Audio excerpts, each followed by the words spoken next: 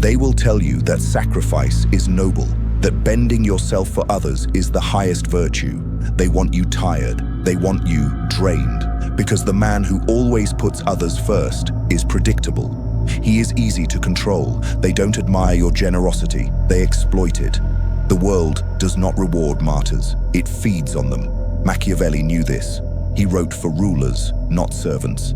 And his hidden strategy is this: power begins when you crown yourself before anyone else. You cannot defend a kingdom if you cannot defend yourself. You cannot lead if you crawl. And every time you neglect your own strength, you sharpen someone else's blade. You've been told that selflessness is moral, but morality without teeth is suicide. Listen closely. The man who puts himself first is not selfish. He is strategic. He preserves his time, his energy, his will. He builds himself into a fortress and only then decides who may enter. That is power. That is survival. And in a world of wolves, it is the only way forward. From this moment, you stop apologizing for it. You put yourself first, or you become food for someone who does. Number 1, the first law: you are the state. You are not a man, you are a state, a sovereign entity, and the first law of any state is survival. Nations collapse not because they gave too little to others, but because they bled themselves dry for everyone else.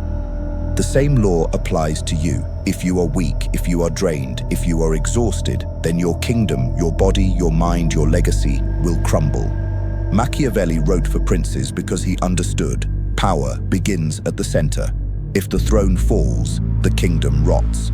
Putting yourself first is not arrogance. You are the ruler of an empire of flesh and will, and every choice you make is either strengthening its walls or leaving it open to invasion. Look around you. Most men have become servants in their own house. They obey demands. They surrender time. They burn out for approval that never comes. They are not sovereign. They are slaves masquerading as saints. But you cannot lead as a slave. You cannot protect as a beggar. To put yourself first is to reclaim your authority. It is to say, my time is mine, my energy is mine, my will is mine. Others may benefit from my strength, but only when I decree it. A king does not apologize for sitting on the throne, he defends it. This is the first law you must etch into your mind. You are the state. If you collapse, your people collapse. If you decay, everything attached to you decays. That means your health is non-negotiable. Your focus is non-negotiable. Your growth is non-negotiable. You are not a resource to be consumed until empty. You are the engine that fuels everything else, and an engine that burns out is useless to all. The world will not thank you for sacrificing yourself. They will step over your corpse to feed on the next man foolish enough to offer himself first. So hear me clearly. Selfishness, when strategic, is survival. Self-prioritization is not greed, it is duty. It is the duty of every ruler to preserve the crown that rests upon his head.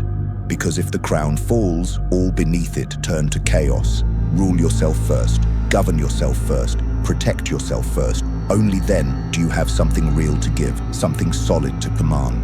The first law is simple. You are the state. Guard your sovereignty, or you will lose everything that sovereignty could have built. Number 2, mercy without teeth is bait. Mercy is a luxury reserved for men with sharp teeth. Without power, your kindness is not virtue. It is bait. It signals weakness. It invites predators. Machiavelli understood that generosity without strength is a performance for the benefit of those who plan to exploit you. The world does not admire your good heart. It measures whether your spine can hold the weight of your words. You've seen it. The man who bends for everyone, who forgives without boundaries, who gives without reserve, becomes the stepping stone others casually wipe their boots on. His mercy is consumed, not respected. But the man who carries visible steel, who sets limits, who enforces them with calm precision, when he shows mercy, it is valued, even feared. Because people know it is a choice, not a default. You must understand this. Kindness is not free. It is leverage. It is only powerful when it costs you nothing vital, when you give it from a surplus of strength. Until you have teeth, You owe no one softness. Build leverage first: skills, wealth, physical dominance, reputation. Then, when you extend mercy, it carries the gravity of a ruler granting clemency, not a servant begging approval. Do not confuse warmth with weakness. The lion rests in the sun, not because he is harmless, but because he knows he can hunt at will. Your mercy must be the same. If you give too easily, you train the world to treat you like prey. Withhold when necessary, punish when required, show restraint only when it reinforces your command. This is the dark psychology most men fear to learn. Benevolence without enforcement is camouflage for fear. People sense it, they exploit it, and then they discard you. If you want your kindness to matter, forge it on the anvil of power. Until then, keep it close, keep it guarded, and let your silence remind others that your favor is not free. Machiavelli's hidden strategy was not cruelty, it was control. Control over image, over timing, over resources. Master this control, and your mercy becomes rare currency, not common change. The powerless are drained by giving. The powerful expand by choosing when to give.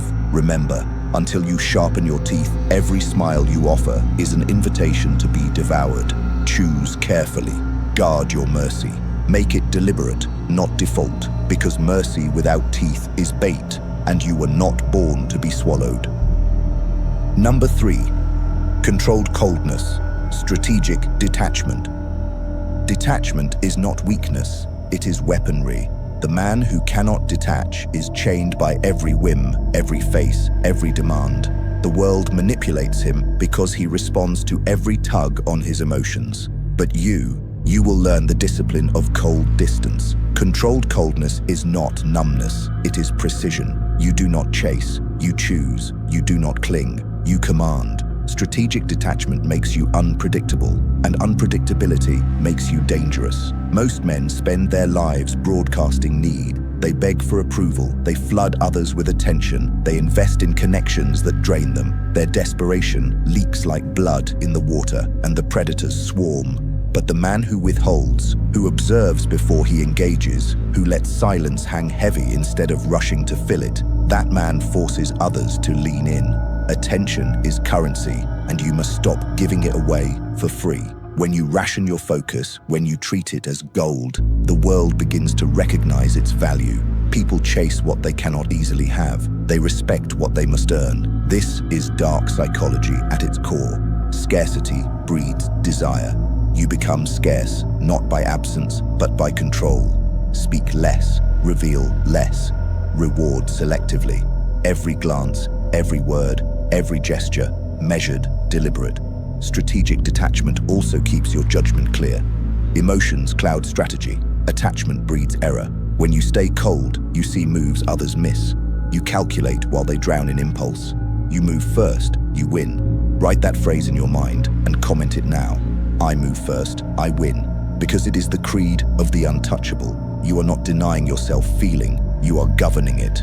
You choose when to feel, when to reveal, when to invest. That choice makes you sovereign. Do not confuse coldness with cruelty. Cruelty wastes energy, coldness saves it. This is not about shutting the world out. It is about forcing the world to qualify for entry. The man who is everywhere is valued nowhere. The man who is selective becomes legend. Controlled coldness is not emptiness, it is leverage. It separates you from the masses and positions you as the one who decides, not the one who waits. Remember this, your power begins where your detachment starts. Withdraw, observe, decide, and then strike with precision. When you master detachment, no one can manipulate you. And when no one can manipulate you, you are untouchable. Number 4, reputation, the armor you wear before war. Reputation is not decoration, it is armor. It walks into the room before you. It whispers in the ears of strangers. It shapes how enemies approach you before you ever lift a finger. In Machiavelli's world, reputation was often worth more than armies. Armies must be fed, but reputation feeds itself through fear, respect, and rumor. You must begin to craft yours with cold precision. Understand this. Men are not judged by their intentions. They are judged by what others believe about them. Truth matters less than perception, and perception is malleable. If you allow others to define you, they will cast you as weak, soft, pliable. And then they will treat you exactly as they believe. But if you seize the narrative, if you project strength, control, and boundaries, your reputation becomes a shield that protects you even in absence. It dissuades challengers before they act. It bends opportunities toward you. Most men squander their image because they crave being liked. They reveal too much. They chase validation. They perform obedience in the hope of acceptance. That is suicide. Power is never built on approval. It is built on controlled perception. Reputation is the story others tell about you when you're not in the room. Write that story deliberately. Speak less, act strategically, and let silence do your branding. Reputation grows faster on what you don't say than what you do. Never brag. Let results speak. Never beg. Let absence build curiosity. Never over-explain. Let mystery weigh heavier than words. A king who explains himself becomes a Klar. A warrior who boasts invites someone to test him. Do not give them the chance. Build your reputation like armor, layer by layer, piece by piece. Show reliability in strength, not in sacrifice. Deliver on what you promise, but promise little. Make your victories visible enough to establish credibility, yet never predictable enough to be routine. People must always wonder how deep your power goes. That wonder is protection. Remember, reputation is not simply what they think, it is what they fear might be true. Use that fear. Guard your image as a fortress. Repair it ruthlessly when attacked. Expand it slowly, deliberately, and never under any circumstance let the crowd define it for you. Reputation is armor. Wear it before war, and many battles will end before they ever begin. Number 5, boundaries. Walls with gates, not moats with holes. Boundaries are not suggestions, they are fortifications. Most men build moats, leaky defenses filled with excuses, apologies, and vague lines that anyone can cross if they push hard enough. But a true sovereign builds walls. High, solid, immovable. Walls with gates, not moats with holes. This means your boundaries must be visible, firm, and enforced without hesitation. When someone crosses the line, you do not negotiate, you correct. Quietly, firmly, decisively. Machiavelli taught that a prince must inspire both fear and respect, but boundaries are where those forces merge. Respect is born when people know exactly where you stand. Fear is born when they realize you will not move. Weak men confuse flexibility with virtue. They think saying yes makes them loved. But endless yes only makes you invisible because people cannot value what is always available. Boundaries make you scarce. Scarcity makes you valuable. When you enforce them, you train the world to respect your time, your energy, your attention. And here's the dark truth. People test boundaries not because they need what you guard, but to measure your strength. When you fail to enforce them, you reveal your weakness. Once exposed, it spreads like infection, and soon no one treats you seriously. But when you enforce without drama, no shouting, no pleading, no justification, you signal iron. People may grumble, they may resist, but they will adapt. They will orbit you with new respect. Remember, your boundaries are not prison bars to trap you. They are fortress walls to protect your sovereignty. Within those walls, you decide who enters and under what conditions. You control the gate, not them. That control is freedom. Every no you speak is not rejection. It is preservation of your empire. And here's the paradox. The stronger your boundaries, the more valuable your yes becomes. People will treasure it because they know it is rare. They will seek it because they know it must be earned. That is how kings rule. Not by bending, but by standing. Not by explaining, but by enforcing. Build your walls high. Keep your gates few. Guard your kingdom without apology. Boundaries are not about keeping the world out. They are about deciding who deserves to come in. Without them, you are not a ruler. You are rubble. Number 6, resource monopolies. Guard your time, energy, focus. Your resources are not money or possessions. They are time, energy, and focus. These are the currencies that shape empires. And the brutal truth is this: most men give theirs away like beggars tossing coins to strangers. They answer every call, attend every demand, scatter their energy across trivialities, and wonder why their lives are ruled by exhaustion instead of conquest. Machiavelli understood that control of resources is control of power.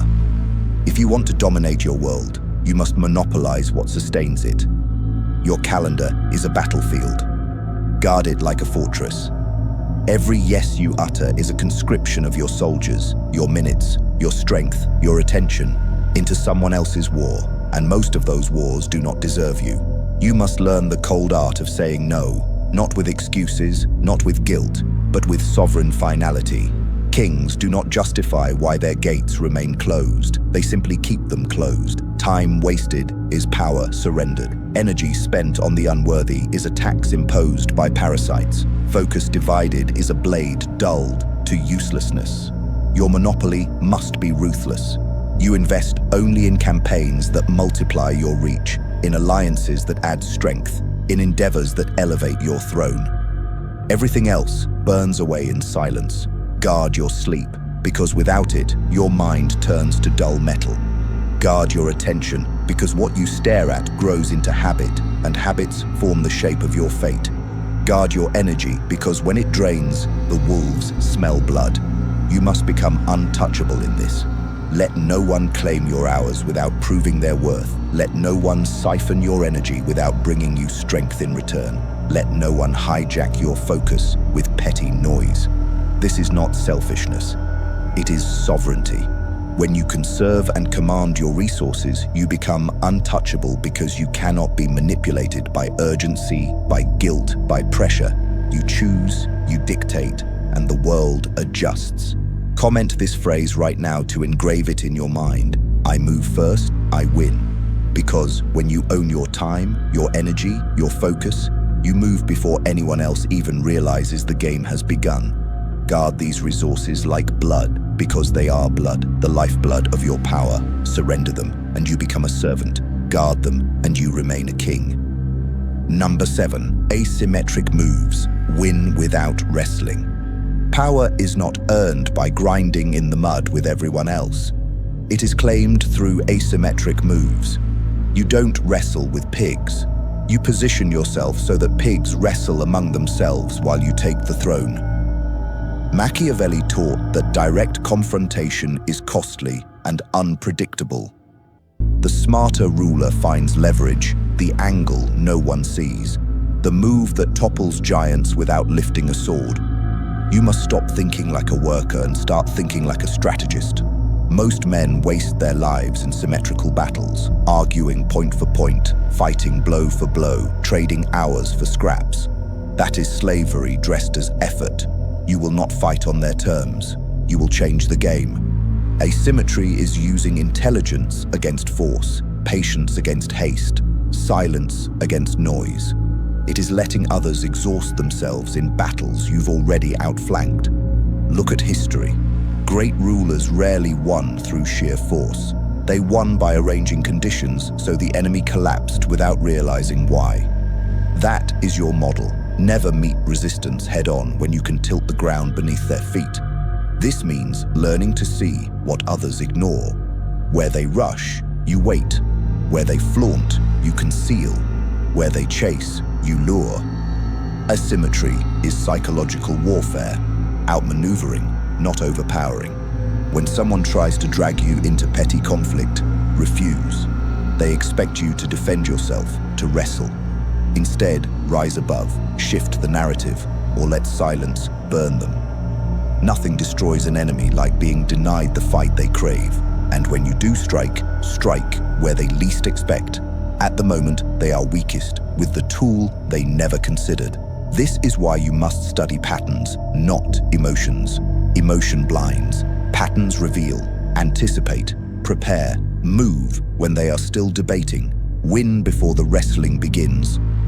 Understand this. Every moment you argue with fools, every battle you fight on someone else's stage, you betray your throne. You must be above the mud, Control the ground, set the frame. Let them sweat, let them rage while you conserve energy for decisive, asymmetric blows. That is how kings win. That is how empires are built without wasting themselves in endless wars. Win without wrestling. That is your art now. Number 8, the mask and the mirror. Power is not only what you have, it is what others believe you have. And that belief is sculpted through masks and mirrors. The mask is the face you wear to the world, the crafted persona that controls perception. The mirror is your ability to see reality without distortion, to see others as they are and yourself as you truly are beneath the costume. Machiavelli understood that rulers do not survive by being transparent. They survive by being unreadable, by showing one thing while holding another. To move through this world untouchable, you must master both. The mask is your projection of strength, control, mystery. You must understand that people are not attracted to raw truth. They are attracted to narrative, to symbols, to illusions that confirm what they desire to believe. If you strip yourself bare, they will see flaws, doubts, cracks. They will use them. But if you mask yourself in calculated signals, discipline in your posture, certainty in your words, restraint in your reactions, you broadcast a power greater than any internal chaos you may feel.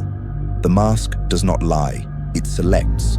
It chooses which parts of you to reveal and which to hide, creating an aura that compels obedience or respect.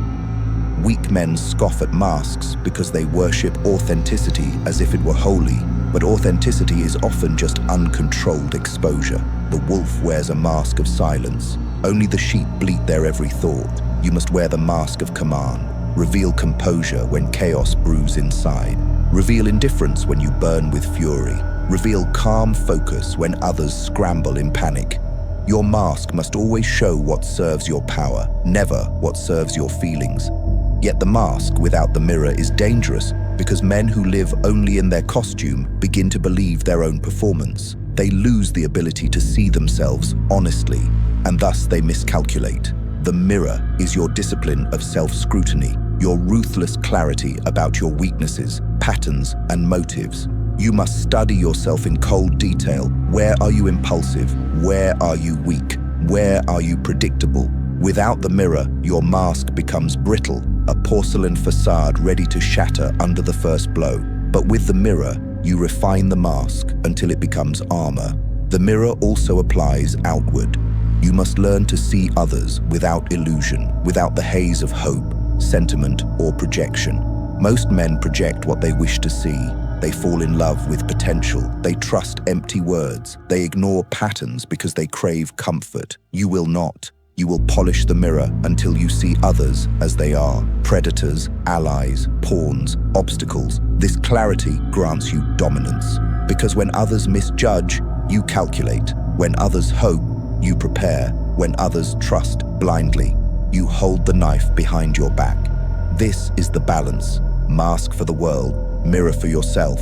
Master them and you become untouchable. The mask lets you move unseen, feared, or admired according to your design. The mirror prevents you from being deceived, especially by your own reflection. Together, they form the core of cold power psychology. Think of the greatest rulers, leaders, and conquerors. None showed their entire hand. None revealed their deepest chaos. None allowed the crowd to see the trembling beneath the throne. They wore masks so convincing that history remembers them as larger than life. And they held mirrors so ruthless that they could correct their flaws before enemies exposed them. You must practice this daily. Construct your mask intentionally. Your voice, your posture, your silence, your gaze. Every gesture must suggest control. Train the mirror with equal discipline. Journal your weaknesses. Analyze your failures. Dissect your patterns without pity. Both are weapons, and both must be sharpened. Here is the dark psychology truth. People want to be deceived. They crave leaders who appear unshakable, who embody certainty. Your mask gives them what they crave, and in return they grant you obedience. But beneath it, your mirror keeps you awake, aware, strategic. Remember this. Never confuse transparency with trust. Trust is earned through consistency, not confession. Never confuse honesty with effectiveness. Honesty without timing destroys kings. Mask what weakens you. Mirror what strengthens you. Let others waste themselves exposing their chaos to the crowd. You will rule because you choose what they see, while always seeing more than they show. This dual mastery will make you formidable. It will make you untouchable. And when you command yourself with the mask and the mirror, the world will bend, not because it knows you fully, but because it never truly can. Number 9. Loyalty by design, not demand. Loyalty is not given. It is engineered. Weak men beg for it, plead for it, demand it, and then wonder why betrayal stabs them in the dark. Machiavelli made it clear, people are not loyal by nature. They are loyal when structure binds them, when incentives lock them, when fear of loss outweighs temptation. You must build your world so that loyalty is not a choice, but the natural consequence of alignment. Stop expecting devotion for your kindness. Kindness is cheap. Stop expecting commitment for your words. Words are lighter than ash. Loyalty must be forged like iron, heated by necessity, hammered by incentives, cooled by boundaries. You must design it, not request it. Look at history. Kingdoms held together not by affection, but by fear of punishment, flow of rewards, and belief that the ruler's strength was unbreakable. When that perception cracked, even the most trusted allies turned. You cannot rely on oaths. You must rely on architecture. What does this mean for you? It means structuring your relationships so that betrayal costs more than loyalty. If someone stands beside you, they must gain from your rise and suffer from your fall. That way, their own self-interest welds them to your cause. This is not romantic. It is not sentimental. It is survival. Machiavelli wrote that it is safer to be feared than loved because fear anchors loyalty when love fades. But the highest level is to combine both, to structure your influence so people both respect your power and benefit from your success. Never confuse loyalty with love. Love shifts with moods, with temptations, with boredom. Loyalty built on structure endures because it is locked into the foundation. You must control the levers. Reward loyalty decisively. Punish betrayal without hesitation. And most importantly, do not expose yourself to betrayal that can destroy you. Divide power. Keep certain levers in your hand alone. Trust people with responsibilities they can carry, but never with keys to the throne. People must always know that your strength is independent of their support, that without them, you still rule, you still rise, you still move. That knowledge keeps them respectful. That dependence keeps them aligned.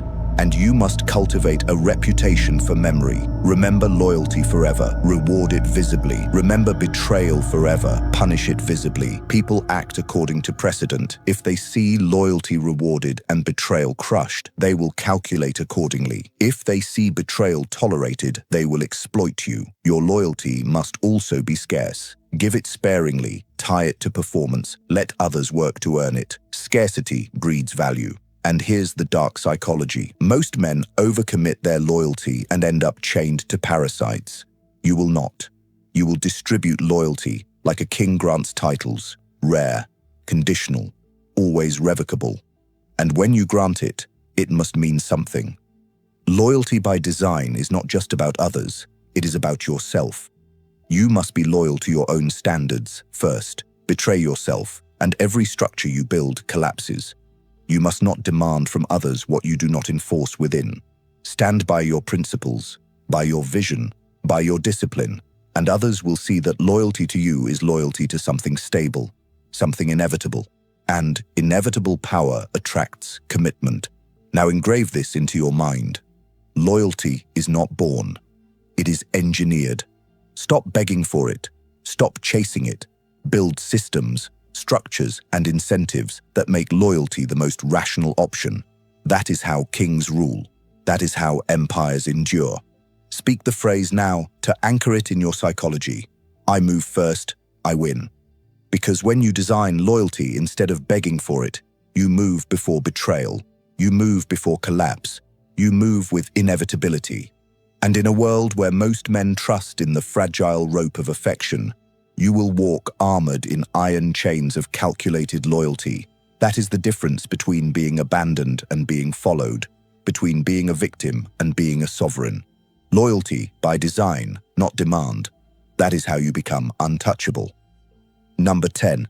The untouchable standard, crown inward, steel.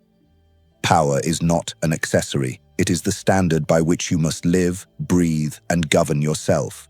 The untouchable man does not stumble into greatness. He forges it with fire inside and armor outside. Crown inward, steel outward.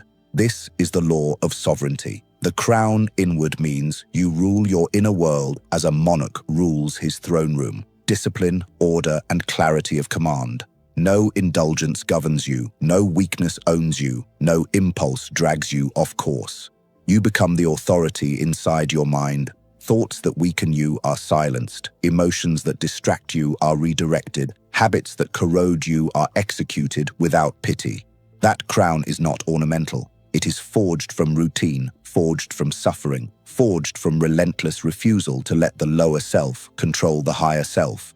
Every day you wake, the crown waits. If you do not place it firmly upon your head, you walk into the world as a servant. You must understand, most men never wear it. They let the winds of fear, envy, lust, or comfort rule them, and so they drift like broken ships across hostile seas. You will not. You will seize the helm every dawn, enforce your own law, and declare with unflinching clarity what will and will not govern you. That is crown inward, but power hidden inside is incomplete without projection. Steel outward. Steel outward is the visible force, the aura, the posture that makes others adjust themselves to you before you ever speak. It is the steel in your eyes, the calm in your tone, the immovability in your decisions. It is not theatrical aggression. It is quiet inevitability. Others sense it, like heat radiating from iron. They feel that testing you is costly, that disrespecting you is dangerous, that approaching you carelessly is foolish. This steel comes not from pretense, but from practice. When you crown yourself inside, steel naturally radiates outside. And here lies the Machiavellian principle. Appearance is as crucial as essence. The crowd does not see your crown. They only feel your steel. They do not care about your discipline. They care about the power you project. So, you must craft both. Crown inward creates the substance. Steel outward creates the perception. Together they form sovereignty that cannot be pierced. Most men try to fake steel without earning the crown. They posture, they boast, they bark loudly while their inner world rots. Such men always fall. The mask cracks, the steel bends, because without inner rule, they are brittle. You will not be brittle. You will align inner command with outer projection until the world sees no difference between what you are and what you appear to be. That alignment is the untouchable standard. You must practice it relentlessly. Test yourself. When chaos rises around you, does your crown slip? Do you panic, stutter, retreat? Or do you hold the throne inside and let steel outward calm the storm? When temptation whispers, do you obey like a subject? Or do you crush it beneath your crown's decree? When disrespect confronts you, do you grovel for peace? Or do you let steel outward make your boundary known without flinching? Each test defines whether you live as sovereign or slave. Sovereignty is not abstract. It is daily, hourly, moment by moment. Machiavelli wrote that fortune favors the bold, but he also wrote that fortune destroys the unprepared. The untouchable man is bold because he has prepared, because his crown rules him, because his steel protects him. You must become inevitable, and inevitability is built on standards. Standards so high, so consistent, so unforgiving, that the world bends rather than expects you to lower them. Your health is standard. Your time is standard. Your word is standard. You will not break them for convenience, for temptation, for approval. Because every time you break your own standard, your crown falls and your steel rusts. Weak men are inconsistent, and inconsistency is weakness disguised as flexibility. You must be granite, predictable in discipline, unpredictable in strategy. That paradox makes you untouchable. The world must know that inside you sit a sovereign no one can sway. and outside you project a wall no one can breach. And here lies the secret. When you become this, you no longer chase. Respect chases you. Loyalty seeks you. Opportunities orbit you, because gravity always pulls toward the solid, never toward the brittle. You will not need to announce yourself. Silence will be your proclamation. You will not need to prove yourself. Results will be your testimony. You will not need to demand loyalty. Structure will engineer it. This is what happens when crown inward and steel outward align. They create inevitability. People bend, not because you force them, but because your standard leaves them no alternative. That is the pinnacle of Machiavellian psychology, the art of designing yourself so power flows to you without begging, without chasing, without exhaustion. The crown makes you master of yourself. The steel makes you master of your domain. Together, they make you untouchable. Now carve this creed into your identity. Speak it, write it, type it. I move first, I win. Say it now, comment it now, let it echo in your mind every time you feel the pull to bend, to hesitate, to doubt. Because sovereignty is movement, and movement first is victory. The untouchable man does not wait for permission. He does not wait for validation. He does not wait for certainty. He moves first because his crown commands it and his steel protects it. This is the final standard I leave you with. Rule yourself and you rule everything around you. Abandon yourself and you become food for rulers sharper than you. Crown inward, steel outward. Guard the throne, project the force, live the law. And if this voice sharpened you, then sharpen it further. Like, subscribe, turn on notifications, because this is not entertainment. This is war strategy for the man who refuses to be consumed. And the war is endless, but so is your sovereignty if you choose it.